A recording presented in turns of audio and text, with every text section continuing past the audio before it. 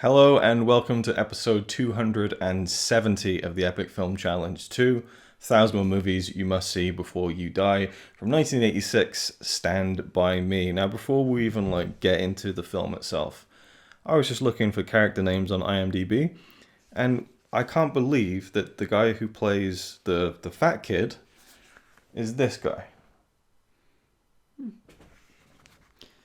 Yeah, where have I seen him? Yeah, he's been in films. I've seen him plenty of times. I just don't remember who he is. Talk about growing into your looks. I mean, Jesus Christ, I didn't realize that was him until Jerry O'Connell, who plays the character of Vern. So we have Vern, Teddy, Chris, and Gordy, played by Jerry O'Connell. Was it Jerry O'Connell? Jerry O'Connell, Corey Feldman, River Phoenix, and Will Wheaton. So, Stand By Me, Stephen King short story, adapted into a feature-length film, directed by Rob Reiner, who's a really great director. He has a really diverse filmography when you look at stuff like Princess Bride, When Harry Met Sally, many films that he's made that are really, really good. And this is another one that I saw when I was a teenager, loved it. I've seen it every few years since then, but it's been a while since I've seen it now. And we watched it in 4K, which was actually pretty damn good. I thought the quality of it looked great. So I guess this is the first 4K version of a film we've seen for the Epic Film Challenge 2. And just the grain, everything, the quality was great. But, mainly just revisiting the film was great for me.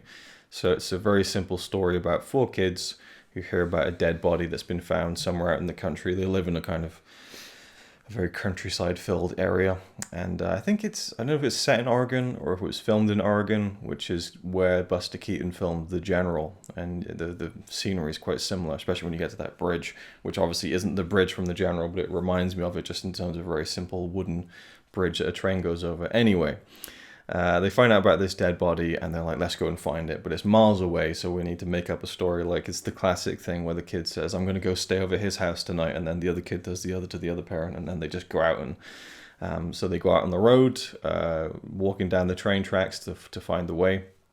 And the entire story is framed from the present, in which the older version of Gordy, who's played by Will Wheaton as a kid and played by Richard Dreyfuss as an adult at the beginning of the film, he finds out some news and reflects on when he was a kid.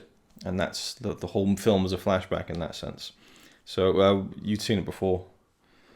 Classic yawn. Knew it was coming. Took a lot longer than usual. Yeah, I was just getting bored of what you were talking about. I'm kidding. So you'd seen it before. What did you think revisiting this one? I think I liked it better. I'm not sure. I don't remember noticing the 4K. Yeah. But I wasn't wearing my glasses, so I don't notice really then. Great movie, great cast. I like the story. It's entertaining. It's a classic, isn't it? So it's a movie that you can watch again and again, but with some space in between. Yeah. I don't really know much to say about it. Maybe All right, I'll just chip in watching. whenever you mention things, Yeah, so the kids are great.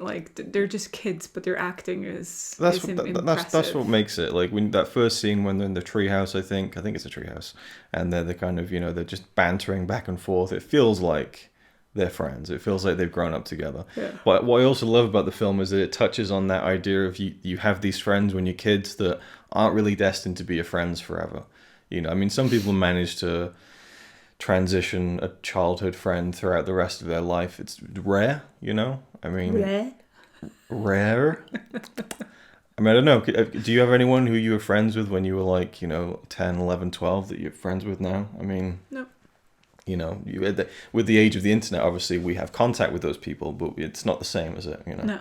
And you can meet up again. I remember old times, but it's very rare that you retain that closeness, and that's kind of what the film is about. Especially if you move around. Yeah, there's so many variables in terms of moving around and life getting in the way and stuff, and that's this character of Gordy. He's reflecting on when he was a kid and these friends that he had when he was 12 years old, and this adventure they had. And this is just a very simple kind of road movie in a sense of these kids just going out for an adventure, which I related to a lot. When I grew up, I moved from my hometown is very much like a town. There's some nice areas of, you know, nature and stuff. But when I moved when I was 8 years old, it was to this really like just it was like out by Stonehenge in England, and so there's just woods everywhere. We go out playing in the woods and building forts and stuff, and so we never went on an adventure like the kids in Stand By Me, but I kind of related to that kind of just sense, just, you know, because that was something again where I never had that again. It was kind of like when I was like 9, 10, those kinds of friends, and then it's never feels the same again. I guess it's also a little bit like losing your childhood a little bit and knowing that it's never going to be that simple anymore, you know, looking back on it and stuff. But yeah, the actors are all great, and what I really appreciate is that it doesn't try to soften it down. You know, they're saying fuck, and it's like, you know, they're making jokes about, you know, sleeping with each other's mothers and stuff, which is kind of the shit that kids say to each other. And you just makes me feel kind of bad because I find it so hilarious when kids say stuff like that. But it's what kids would like say. in Stranger you know? Things as well. That's one kid, I can't remember his name now. The one kid with the teeth. Mm-hmm. And he swears and stuff like that, and it's so hilarious. And this kid in It, and he's swearing all the time, and I just find it hilarious. So it's cool to see that in old movies that happened too, and where they just let the kids swear. I don't like the smoking part because it looks too real. So I'm thinking back then they probably thought it was okay for kids to smoke a little bit. You say that when we watch films. It's like you think the 80s was like but the Wild what West did or they something. use? It wasn't CGI, so what did they use? I'm sure there is some substitute. They must have figured out something where you could smoke that didn't have nicotine in it. I mean, I'm sure it wasn't maybe good for you regardless, but you know. No, they were smoking something. But yeah, anyway, it's funny. That's one of the things that I like the most, I think. Yeah, so it's entertaining and it's heartwarming as well. And there's flashbacks with Gordy and his brother, played by John Cusack, very young John Cusack. And so you get like the picture of Gordy's very frustrated childhood, being under the shadow of his brother. And all four of the kids have kind of something they have a chip on their shoulder, you know, especially River Phoenix's character, who comes from kind of a rough family. And so he's always judged against the family of, you know, oh, he's the Chambers kid, you know. And so that comes out as they, you know, as kids do, you know, if they're out together for a long time, you know, eventually the fun wears off and you start having heart-to-hearts and stuff. And this, don't forget the kid with the burnt off ear. Yeah, and so this is interesting because I've always thought that, and I still think watching it again, that the scene where Chris and Gordy have a heart-to-heart at night when they're camping out in the woods, I think it's a really great piece of acting from River Phoenix. You thought it came off as quite fake, but then there's also two other scenes where it's not quite fake, but I just thought like he was more convincing in other. And I know that everybody loved that scene, but for me, I keep analyzing it, and I'm thinking.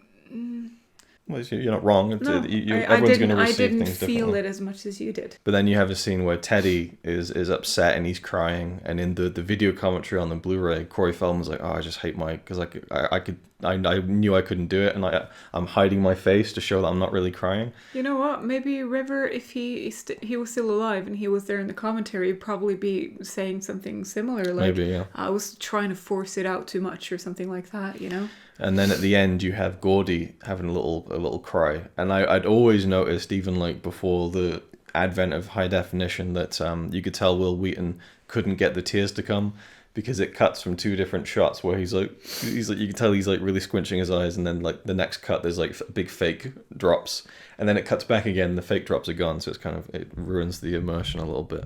But you know, you can't hold it against them. There's some really good there's some really good long takes where they're acting and there's lots of stuff going on. What's that thing that I don't want to keep calling him the fat kid because that's awful.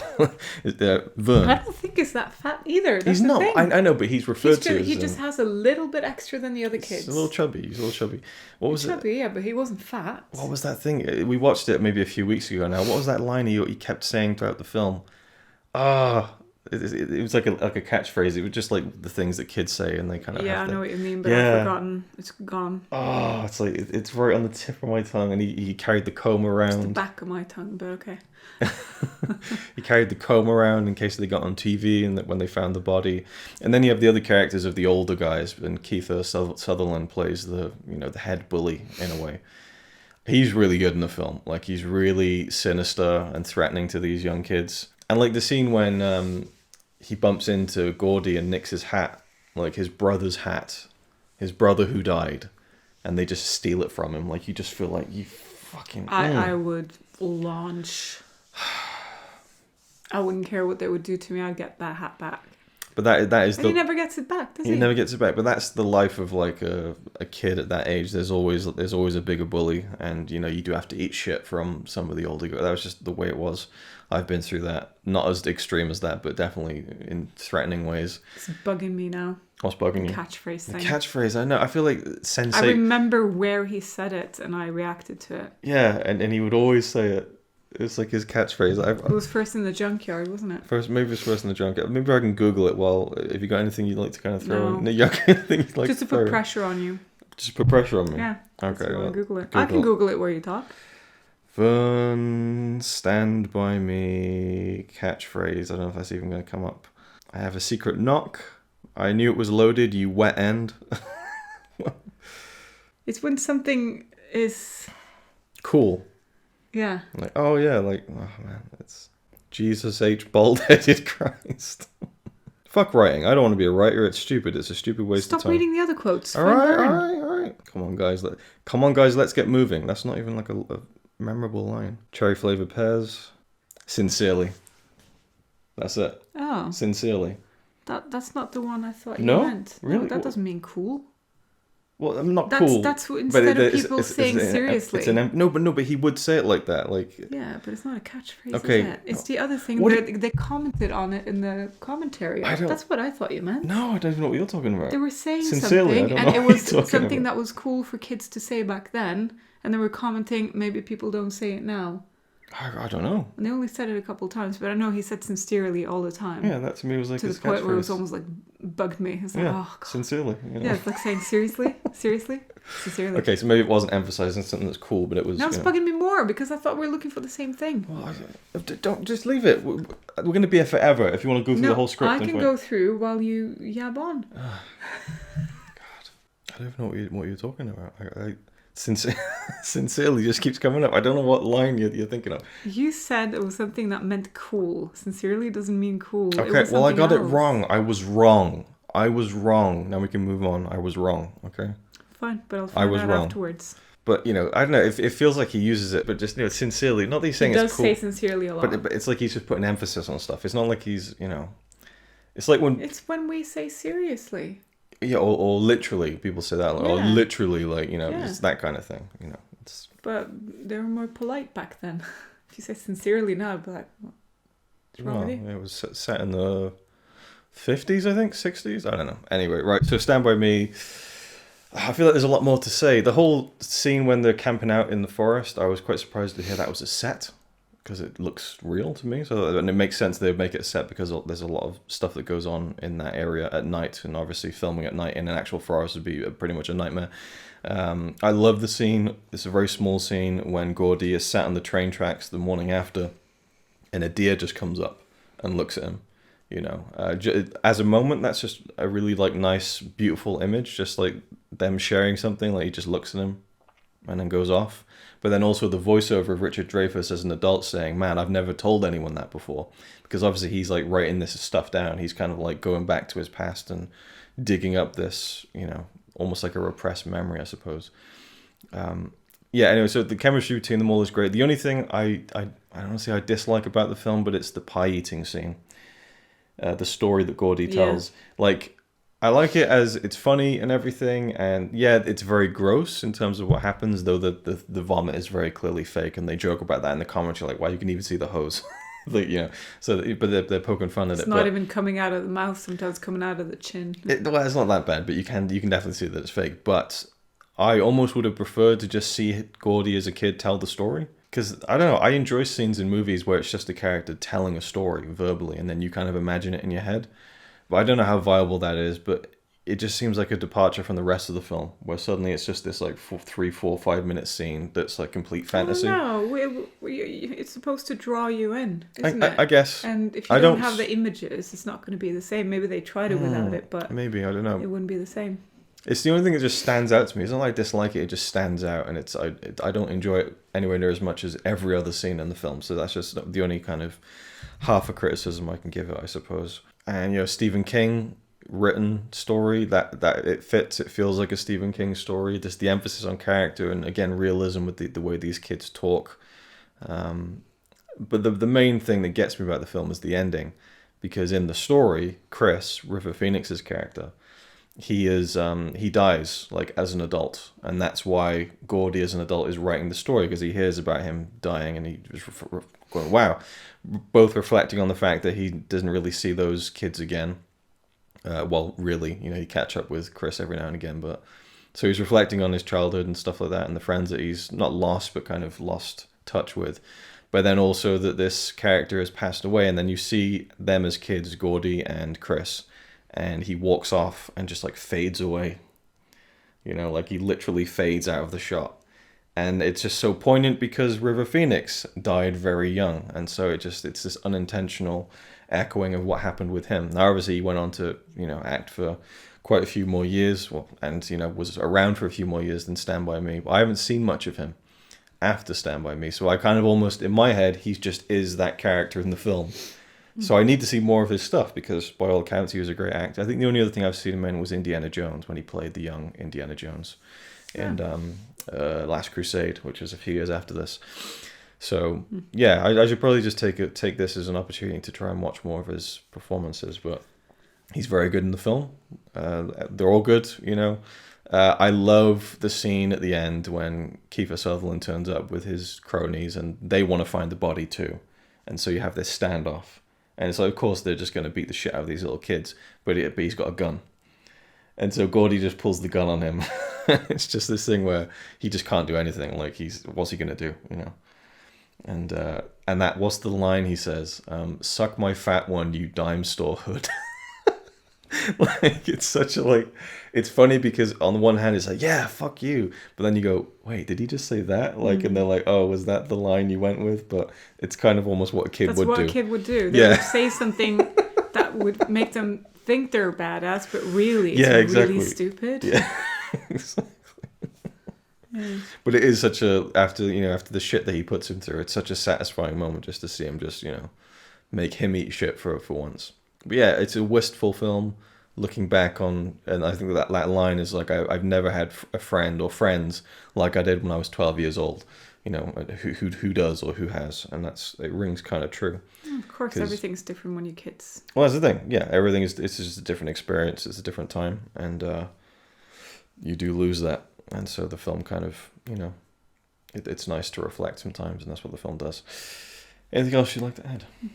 Is it a film you should see before you die? That is the question. Yes, I think so. Okay, I wasn't sure if you would. No, I think it's a really great movie, and most people have heard about it, I think. And if you heard about it, you should watch it. Yeah, it's definitely a classic. I don't know. Sometimes when you just have good characters, well written, and then you have and it's especially if there's a group of them and they all seem to gel and have chemistry together, then it just makes for a really entertaining film, I think. And there's just so many little moments that I love, but we'll leave it there for Stand By Me. It's I've been trying to get you to watch this for a long time, since we started this challenge, this series back in fucking 7 years ago now. Well, like I said, it's not a movie I want to watch often. And I get that, and I agree with that. It isn't a film I'd want to watch over and over again. It's one to watch maybe every 5-10 years, just be like, wow, that was really great, And it sticks with me, and it's I'm a very nostalgic person, so it very much speaks to me and how I feel about childhood and past memory. I was feeling nostalgic about the past when I was 10, so it's probably different for you because you're a guy, whereas I don't relate with any of the things that that's true. Yeah, it's a very male experience for sure. Yeah. Though I was a tomboy, I didn't do any of the stuff that they did. Well, I didn't do a lot of stuff they did, but I completely understand that. And I would never go camping. I hate the woods. I know that's something I don't love it either, but I don't mind it. So I don't know. I would freak out in the woods, especially in the past. Yeah. Oh. So my childhood completely different. Had to give a shout out to the train scene. I mean, Jesus Christ, the stress when they're running across the bridge, and it's just the way that it's cut and shot is very well done in terms of building up the tension of them just get off, just start running, and the Vern is just crawling, trying to crawl faster. Just get up on his hands and knees. So Stand By Me, great film. I definitely think it's a film you should see before you die. So thank you for watching, and we'll see you in the next one. Okay, just a quick post addendum here to the video. I was editing and I thought, oh, there's that one thing I really love about the movie that I didn't talk about. Something that is one of the big reasons I love the movie from a personal standpoint and from the standpoint of the story and the film, and that's the friendship relationship between Chris and Gordy. Because you have the four kids and they're all friends, and it's very much about that group of friends you have when you're a kid and how that doesn't really usually translate to when you're an adult. But there is this sense and feeling that Chris and Gordy had a stronger connection than the other two with the main group. And I think that Will Wheaton and River Phoenix really conveyed that relationship well. And they have a few scenes peppered throughout the film where you get to see their personal connection a little bit better. And I think it's the strongest point of the film, really. Even though the whole movie is about this general nostalgia of childhood and youth, there is this really sweet relationship, like where, you know, Chris is like pushing Gordy to be a writer and to follow his dreams and stuff, and to, you know, don't worry about me, I'm just gonna stay behind. Like, you know, there's that whole backstory of Chris where he feels like he's not worth going further than, you know, just the basic kind of job that you could get. And, you know, at the end, when Gordy is talking about what happened afterwards, he talks about how Chris made a success of himself against his own kind of, you know, expectations of himself. And so that's like a really positive, well, the only positive you can really take from Chris's character, considering he died off screen as an adult trying to do the right thing. But I like that relationship, and it speaks to me from a personal standpoint because Chris really reminds me of two of my best friends when I was a kid, and very much like the movie, these are, you know, kids who I was, you know, really good friends with when I was 9, 10, 11 years old, and I haven't seen them in 20 years, and I don't speak to them, and it's exactly like the movie. And as an adult now in my 30s, I relate even stronger to that theme of Stand By Me. I watched it when I was a teenager and I loved it, and I got that feeling of it, but now as an adult it just hits me even stronger because, you know, I don't have friends like that anymore, and I'm not really close to those guys anymore. And Chris is kind of an amalgam of those two best friends I had. One, in terms of the relationship, because I feel very close to Gordy. Like, he's a budding writer in the movie, and when I was a kid, I was a budding writer, and I was very creative and had an imagination for like creating stories and stuff. And my other friends didn't. And, you know, and also one of my friends looked exactly like Chris, pretty much like the same haircut, same kind of face, same kind of attitude, you know, a bit of a rougher kind of kid, but he was also cool, you know, and it was that kind of the popular friend that you have. Like, I feel like Gordy, not a particularly kind of popular kid or like, you know, the most outgoing, but a good kid who kind of somehow gets these kind of cool, like, more interesting friends. Because I do feel like the other three are a lot more interesting than Gordy is. But Gordy has that kind of insular past to him as well, and his bad relationship with his father. And I didn't have that so much, but certainly I felt like a more insular kind of kid, and I just felt grateful to have these friends who were a lot cooler than I was, a lot more street smart than I was. And I feel like that's part of the key to their friendship. And so I just really relate to that kind of friendship in the movie, and I think it's the best part of the film, the part I relate to the most, and one of the reasons I really, really love the film, amongst many other things. Anyway, thank you for listening to this this kind of post talk. It's funny, I'm thinking, oh, I didn't mention it, what a shame. And I'm like, well, I can just sit down and just talk about it and add it onto the video 5 months after we recorded it. So there we go. Thanks again for watching, and we'll see you with the next one.